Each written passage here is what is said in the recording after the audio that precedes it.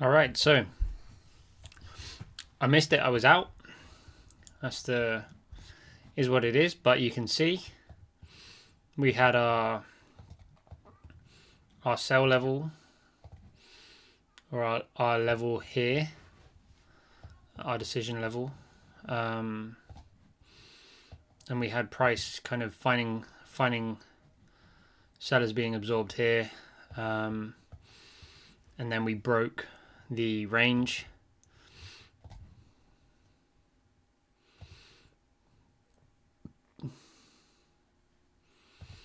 This really is all low volume node. Now we've broken this range here. We've got low volume node. So the long was this position here.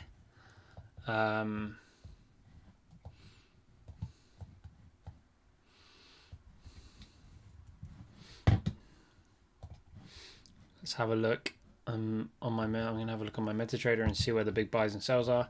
Yeah, so right at this area where I was interested, there we had a big buy and a big sell straight away. So that was what made our entry valid. Really was the confluence of the buy and the sell. So you had someone to get trapped, and now this here again potentially.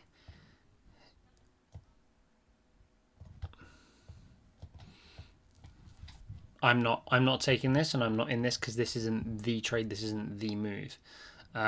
This was the move. This was the trade.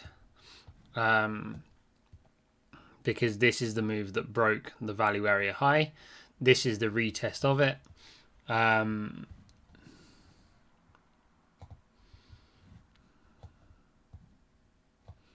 This could have been might have been a valid continuation, testing the low volume node. The risk to reward could be fine. I'm not in it. I kind of missed the entry, but there's also no big trades that are backing up the thesis, and because of that, I'm just going to stay out because this was the trade. This is the model.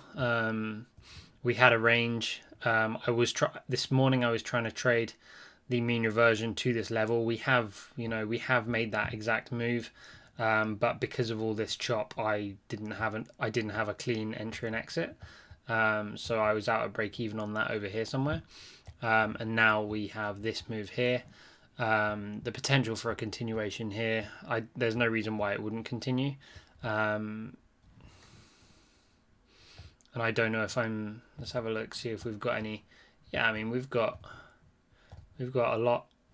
We've got a lot of buys and a lot of sells at this level, so we could find balance here now. And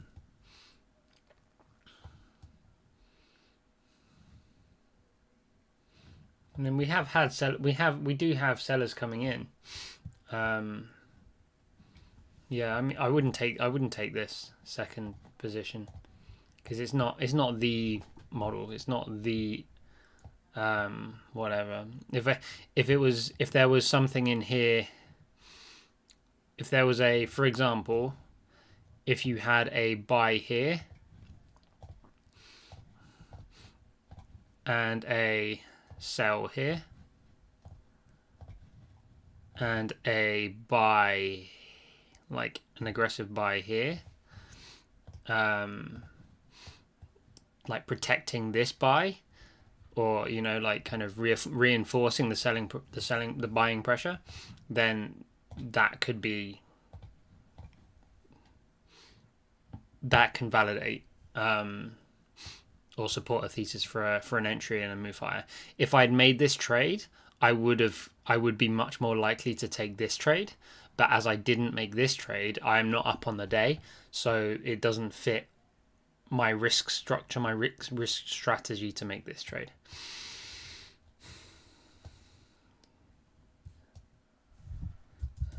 I wanted to be, what I was looking for and what I said and what I described, or was this here, which is exactly what's happened. and the entry had to happen, like for me to make the trade in the way I wanted it to, with the risk to reward that I wanted. It had to happen past, like, by surpassing this level and the value area high of the range, and I wanted to be in it before we broke the previous high, which is this high here, these two highs. So yeah, and because we didn't get these big trades, we've had no more big trades. There's no reason why it won't continue. But it's just not my model, so I'm gonna leave it, and we've got news later on. So yeah, I'm pleased that I can see it. I'm pleased that it happened and it all played out how I wanted it to. I would have liked to have traded it, obviously, but I was in Lidl. I was at Lidl, and that's that. I'm not gonna. And then I look at this and I think, well, we've got the value area low. We broke it. We retested the low volume node right here. And then we trade the continuation down. You know? Boy, I missed them both.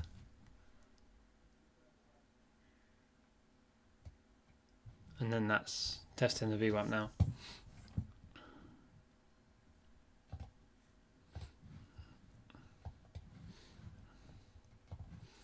We've also had another big buy here, which is interesting. And if I was in this trade here,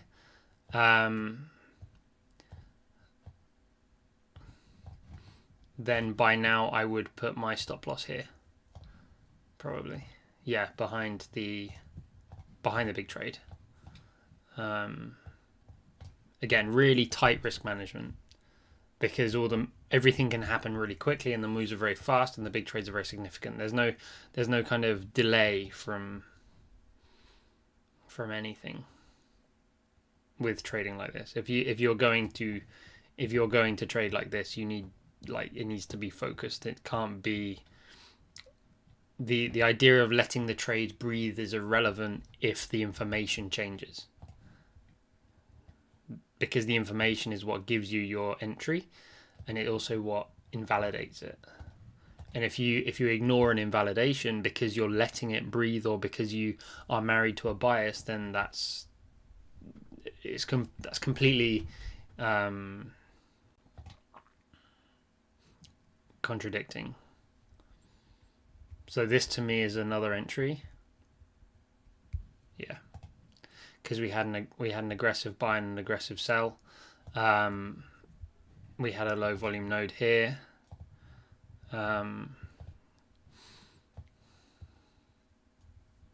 That's just a continuation. That's just a continuation of the squeeze for this big trade here.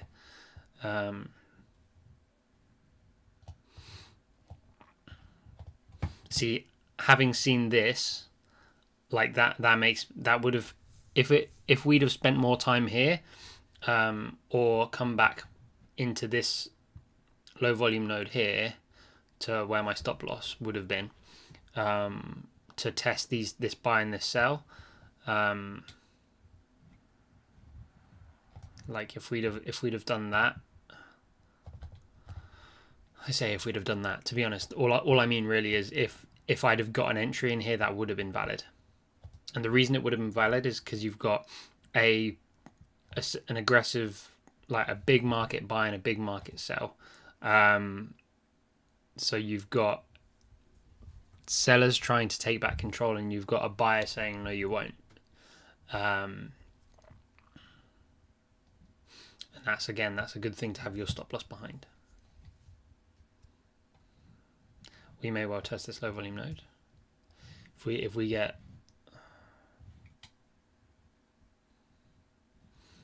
we get big buys stepping in, then there's plenty of space for a valid continuation.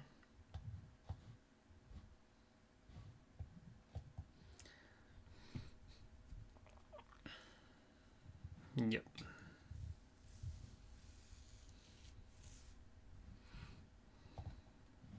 Q big trade. If we had a big trade by now, that would be really interesting, because then I would consider this like that.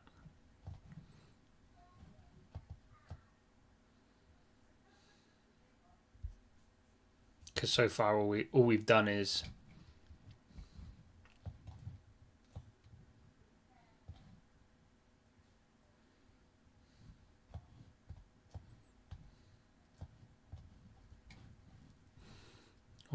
test the low volume node here.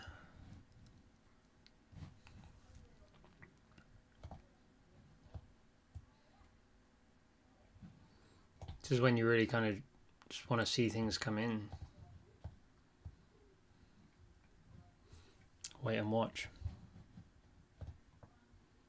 And the NAS is like selling off big.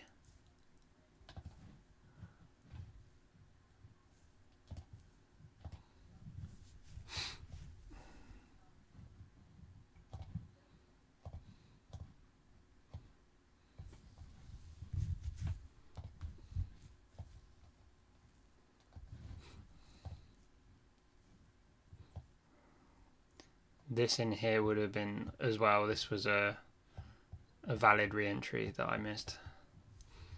Too busy being irritated by the fact that I missed it. I missed the trade in inverted commas. It's a classic example and what I talk about a lot, in the sense that this is the first move, this was the trade. Almost always, like so much of the time, you get a big low volume node that gets retested. You've got aggressive sells here. You get the retest. Like instead of spending those few minutes being miffed at the fact that I missed this, what I've then done is I've missed this re-entry, and now we've got a big sell there.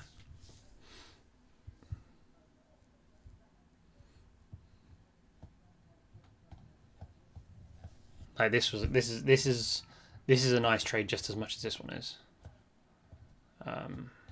especially on the NAS.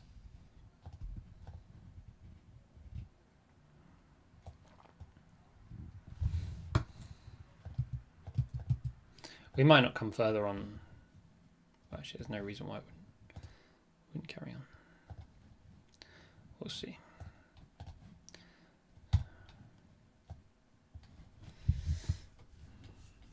If price moves above this big trade sell, then things are different.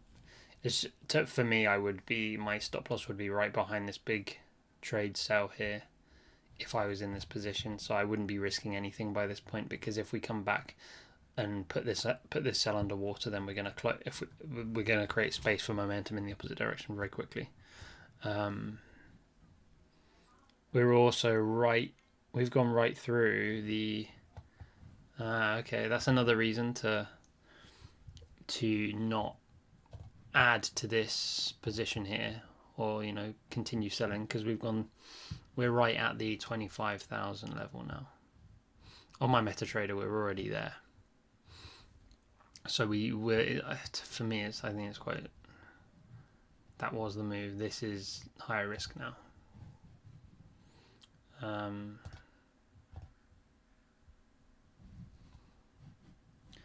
Still going higher.